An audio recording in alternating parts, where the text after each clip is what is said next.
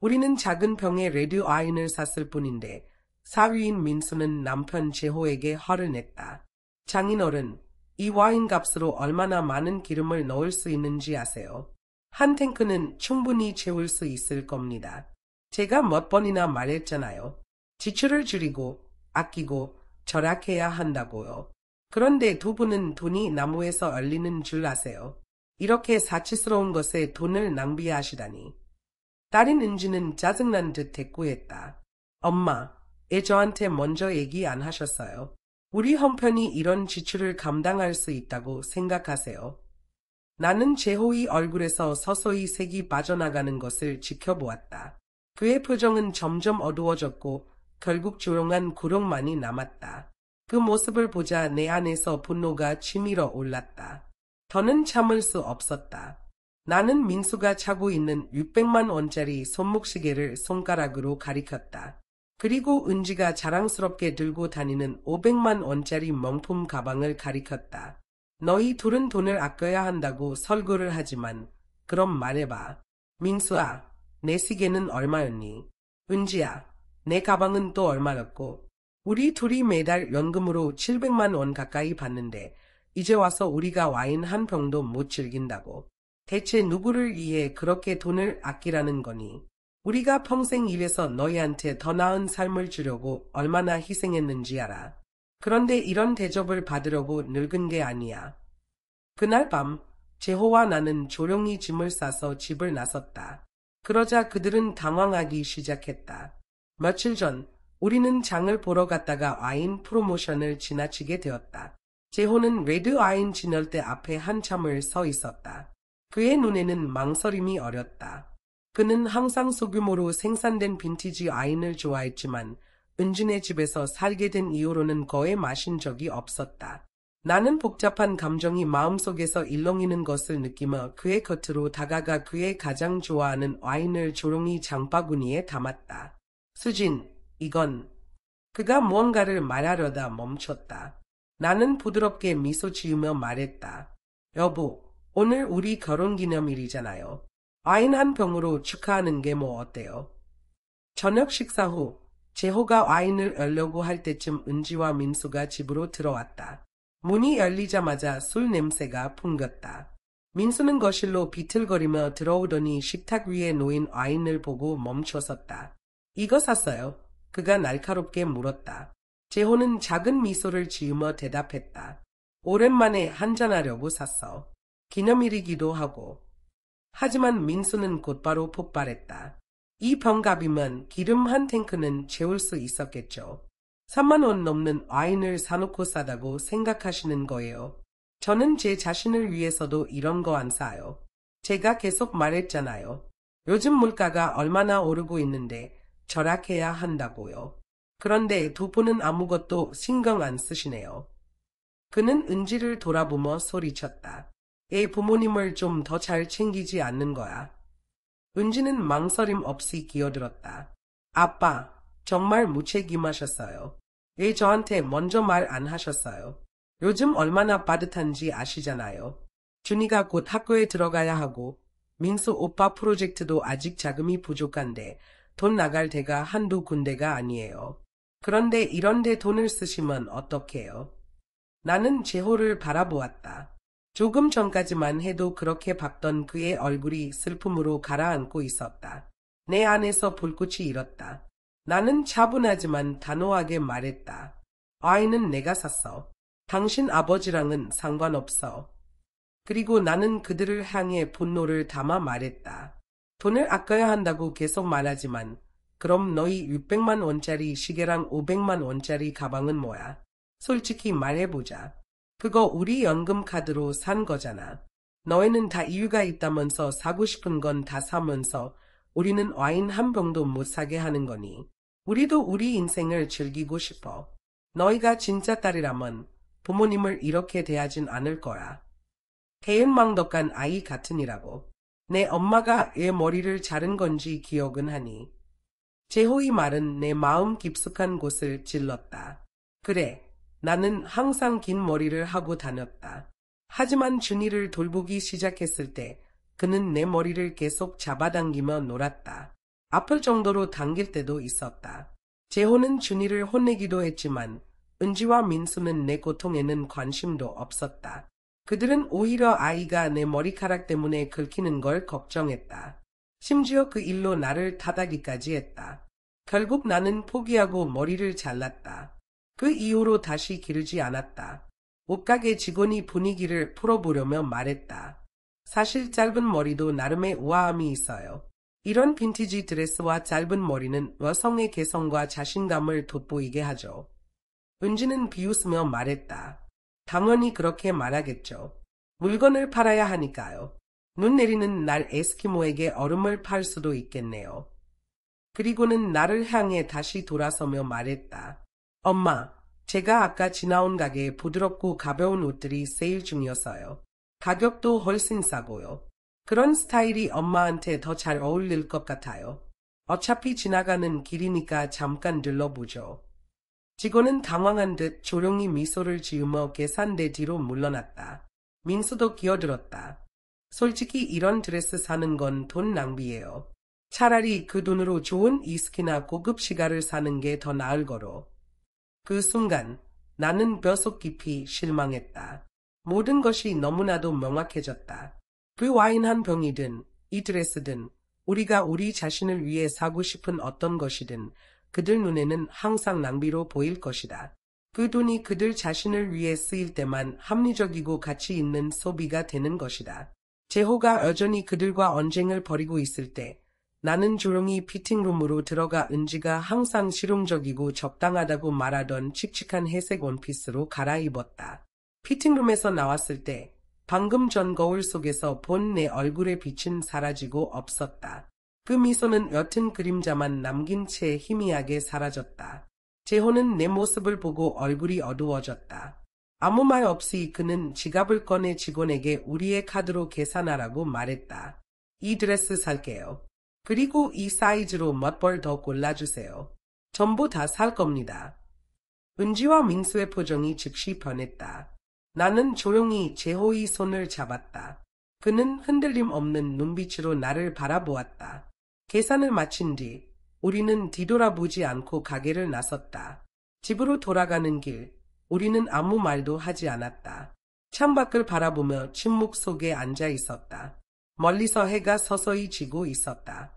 나는 재호를 바라보았다. 저무는 햇빛이 그의 얼굴을 부드럽고도 쓸쓸한 회색으로 물들였다. 내 가슴이 무겁게 내려앉았다.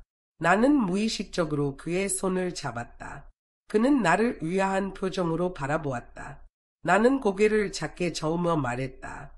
괜찮아요. 하지만 마음 깊은 곳에서는 무언가가 안전히 변해버렸다는 것을 느꼈다. 그날 밤 은지와 민수는 또 외식을 하러 나갔다. 저녁 식탁에는 재호와 나 그리고 만화 영화를 보며 밥을 먹기 싫어하는 준이만 남았다. 재호는 조용히 앉아 접시에 손도 대지 않았다. 그의 얼굴에는 어두운 그림자가 드리워져 있었다. 재호씨, 나는 부드럽게 그의 이름을 불렀다. 그가 고개를 들었다. 그의 눈에는 피곤함이 가득했다. 우리 집으로 돌아가요. 나는 부드럽지만 단호한 목소리로 말했다. 그는 잠시 멈칫하며 나를 바라보았다. 그의 눈에 잠깐 빛이 스쳤지만 이내 무언가를 떠올린 듯 다시 어두워졌다. 그가 무슨 생각을 하고 있는지 정확히 알 수 있었다. 그때 준이가 내 옆으로 뛰어왔다. 할머니, 지금 어디 간다고 했어요? 이사 가는 거예요. 정말 떠나는 거예요. 나는 잠시 멈추고 희미하게 미소 지었다. 글쎄, 아가. 그런데 왜 그렇게 신난 거니? 준이는 손뼉을 치며 환하게 웃었다. 당연히 신나죠. 할머니가 떠나면 할아버지랑 다른 할머니가 여기 와서 살 수 있잖아요. 그의 말은 내 가슴에 얼음물을 끼얹는 듯했다. 우리는 모든 걸 은지에게 주는 게 당연하다고 생각했어요. 수년 동안 그녀가 요구한 건 단 한 번도 망설이지 않고 들어줬죠. 저는 그게 부모라면 당연히 해야 하는 일이라고 여겼어요. 하지만 이제는 알겠어요. 우리의 친절과 희생은 그들에게 아무 의미도 없다는 거로. 우리가 집과 은퇴 자금을 모두 준다고 해도 그들이 정말 우리를 미래에 받아줄까요? 우리가 가장 필요할 때 그들이 우리를 돌봐줄 거라고 진심으로 믿을 수 있나요? 나는 한동안 침묵하며 그의 말을 곱씹었다. 알아요. 제호가 조용히 말했다. 우리는 두려움 때문에 모든 걸 포기해요. 늙는 것이 두렵고 병드는 것이 두렵고 죽음이 두려워서요. 그래서 그들에게 의지하는 게 더 안전하다고 스스로를 설득하며 모든 걸 넘기죠. 하지만 우리가 얻는 건 뭔가요? 정말 그것이 우리가 지금 선택한 삶보다 나았을까요? 그날 저녁, 나는 마당에 홀로 앉아 오래도록 생각에 잠겼다. 저녁 노을의 마지막 빛이 지평선 너머로 사라지고 서서히 밤이 찾아왔다. 다음 날 아침, 나는 머리를 단정히 빗고 내가 가장 좋아하는 드레스를 입었다. 제호는 나를 보며 숨을 길게 내쉬었다. 내 자세에서 느껴지는 조용한 자신감에 그는 안도감을 느낀 듯했다. 그날 이후 세상은 새로운 황혼의 동행자를 맞이했다. 가족의 혼란에서 안전히 벗어나 단순하고 자신들만을 위한 삶을 살아가는 한 쌍의 노부부였다. 우리는 남쪽의 따뜻하고 평화로운 마을에 작은 집을 빌렸다. 정원이 있는 그곳은 잔잔하고 빛나는 호수 근처에 자리 잡고 있었다. 매일 아침 우리는 호숫가를 따라 산책하거나 자전거를 타고 때로는 조깅을 하며 하루를 시작했다. 이후에는 지역 농산물 시장에 들러 신선한 재료를 골랐다. 시간이 남으면 차를 타고 이웃 마을이나 숲길, 조용한 만을 찾아 자연의 아름다움을 만끽했다. 제호는 늘 좋아하던 편안한 셔츠와 넓은 모자를 쓰고 다녔고 나는 카메라를 들고 다니며 그의 눈에 담긴 평온함과 은은한 아름다움을 사진에 담았다. 나는 다시 나 자신을 돌보기 시작했다.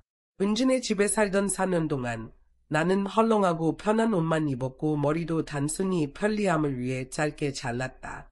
하지만 이제는 다시 머리를 기르기 시작했다. 어느 날 나는 머리를 손으로 빗으며 제호에게 말했다. 짧은 머리도 나쁘지 않아요. 하지만 긴 머리의 부드럽고 우아한 느낌이 그리웠어요. 머리카락이 목덜미에 닿을 정도로 자라자 나는 예전에 좋아했던 우아한 스타일로 머리를 올려 묶었다. 빈티지 드레스와 함께 말이다. 제호는 나를 보며 늘 미소를 지었다. 당신은 지금이 그때보다 더 아름다워요. 점심 후에는 짧은 낮잠을 자고 오후에는 제호가 창가에 앉아 책을 읽는 동안 나는 사진 촬영과 영상 편집을 배우며 나만의 세계에 빠지곤 했다. 그렇게 하루가 조용히 흘러갔다. 몇 주에 한 번씩 우리는 짧은 여행을 떠났다. 작은 마을, 해안도로, 조용한 항구를 탐험하며 우리의 발자취는 지도를 천천히 채워갔다. 그러던 중 우리는 크리스라는 젊은 남자를 만났다. 그는 여행 콘텐츠를 제작하는 크리에이터였다. 호기심에 그의 소셜미디어를 찾아보니 무려 2천만 명이 넘는 팔로워를 보유하고 있었다. 우리를 웃게 한 건 그가 나를 보자마자 제일 큰 팬이라며 자신을 소개하고는 나를 대모님이라 부르게 해달라고 부탁한 일이었다. 저는 빈티지 스타일은 엄마 같은 사람들만 어울린다고 생각했어요. 그런데 당신을 만나고 나니 진정한 스타일은 단순히 입는 게 아니라 살아가는 방식이라는 걸 깨달았어요. 그의 어머니와 할머니 모두 빈티지 문화를 사랑했기에 그의 나이 또래의 여성이 아닌 나 같은 나이든 여성이 자신의 아름다움과 정체성을 고수하는 모습을 보고 따뜻함과 존경심을 느꼈다고 했다. 그 이후로 나는 제호의 조용한 사진 속 모델일 뿐만 아니라 크리스의 생기 넘치는 렌즈 속 뮤즈가 되었다. 그가 내 허락을 받고 우리 영상을 온라인에 올리자 놀랍게도 그 영상들은 큰 인기를 끌었다. 우리의 조용하고 평화로운 삶의 순간들이 담긴 그 영상 덕분에 은지와 민수는 반년 넘게 침묵을 지키던 끝에 결국 우리를 찾아왔다. 그들은 피곤한 얼굴로 문 앞에 나타났다. 눈은 충혈되고 전날 밤 제대로 잠을 못 잔 듯했다. 지난 6개월 동안 은지와 민수는 수없이 전화를 걸고 메시지를 보냈지만 나는 그 모든 것을 무시했다. 그래서 지금 그들의 다급한 표정은 전혀 놀랍지 않았다. 아빠! 문이 열리자마자 은지가 달려들며 외쳤다. 그녀의 목소리는 다급하고 떨렸다. 얼굴에는 복잡한 감정이 얽혀 있었다. 엄마랑 아빠가 아무 말도 없이 사라져버렸잖아요. 우리가 얼마나 찾았는지 알아요? 옛날 집까지 갔는데 이미 팔렸더라고요. 그런데도 돌아오지 않으시다니. 왜요? 민수는 아무 말 없이 정원으로 걸어가 의자에 털썩 앉았다. 마치 우리를 찾은 것만으로 모든 문제가 해결된 것처럼 보였다. 알고 보니 크리스의 어머니는 내가 오랫동안 동경해왔던 빈티지 패션 디자이너 클레어 스톤이었다. 내가 여전히 일하던 시절 우연히 그녀의 빈티지 러너웨이스를 온라인에서 본 적이 있다. 우아한 실루엣과 섬세한 디테일에 매료되어 한동안 그녀의 작품을 입어보는 꿈을 꾸었지만 삶은 늘 다른 방향으로 흘렀다. 가족에 대한 책임과 끝없는 집안일 속에서 그 꿈은 서서히 잊혀졌다.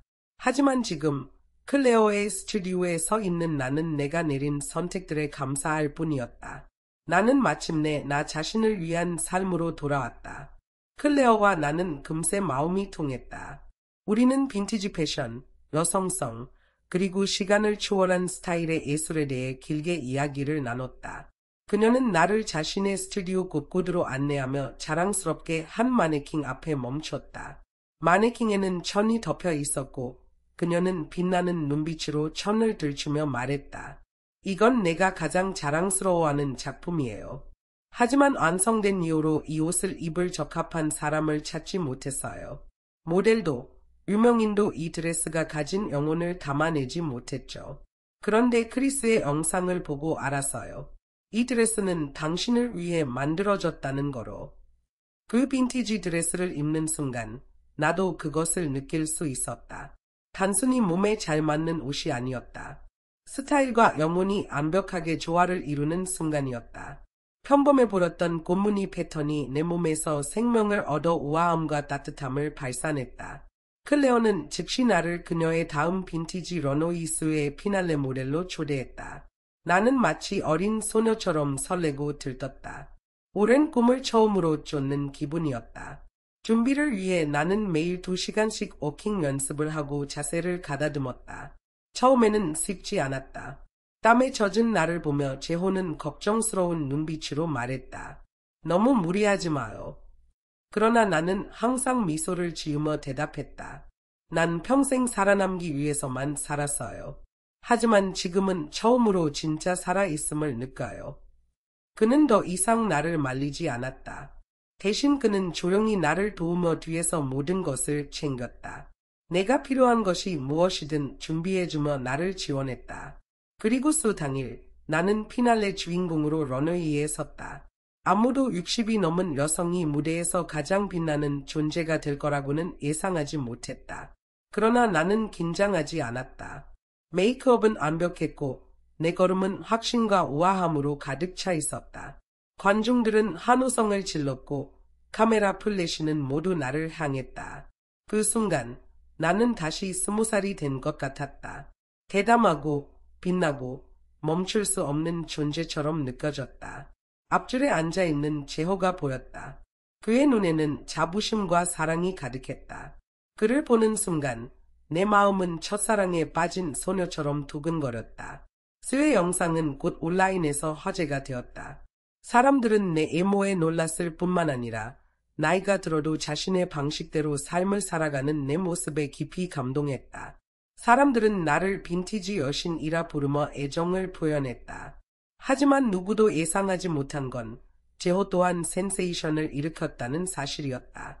한 사진작가가 찍은 사진 속 재호는 앞줄에 앉아 런웨이를 걷는 나를 바라보며 눈빛을 빛내고 있었다. 그 사진은 곧 소셜미디어를 통해 퍼져나갔다. 크리스는 재호가 무대 뒤에서 나를 도우며 신발부터 액세서리까지 챙기는 모습을 편집한 영상을 올렸다. 댓글에는 이런 글들이 쏟아졌다. 이게 진짜 사랑이야. 재호와 나는 그 댓글을 읽고 서로를 바라보며 조용히 웃음을 터뜨렸다. 감동적이면서도 조금은 비현실적인 순간이었다. 그 후로 우리는 더 많은 패션 이벤트에 초대되었다. 시간이 조용히 흘렀지만 우리의 눈빛 속 빛은 결코 희미해지지 않았다. 그러던 어느 날 또 다른 빈티지 패션 수에서 나는 은지를 다시 만났다. 수가 끝난 후 관객들이 아직 자리를 떠나지 않은 상황에서 은지는 갑자기 구석에서 뛰쳐나와 내 앞에 무릎을 꿇었다. 우리가 그녀를 마지막으로 본 지 6개월 만이었다. 그녀는 완전히 다른 사람이 되어 있었다. 머리는 헝클어져 있었고 얼굴은 초췌했으며 이전보다 훨씬 말라 있었다. 눈에는 피로와 패배감이 가득했다. 엄마, 아빠. 그녀는 이미 목소리가 떨리고 있었다. 그 순간 그녀는 무언가를 떠올린 듯 뒤를 돌아보며 소리쳤다. 오웬, 어서 와서 할머니, 할아버지께 인사드려. 그녀는 오웬을 데려왔지만 아이는 벽에 꼭 붙어 울며 소리쳤다. 싫어. 나 집에 갈래. 할아버지 제이랑 할머니 애나가 좋아. 은지는 오웬을 억지로 끌어오려 했지만 아이는 꿈쩍도 하지 않았다. 그녀는 답답한 나머지 아이를 밀치고 때리기까지 했다. 오웬의 울음소리는 더 커졌고 텅 빈 런웨이 공연장에서 울려 퍼졌다. 혼란스러운 장면은 곧 사람들의 관심을 끌었다.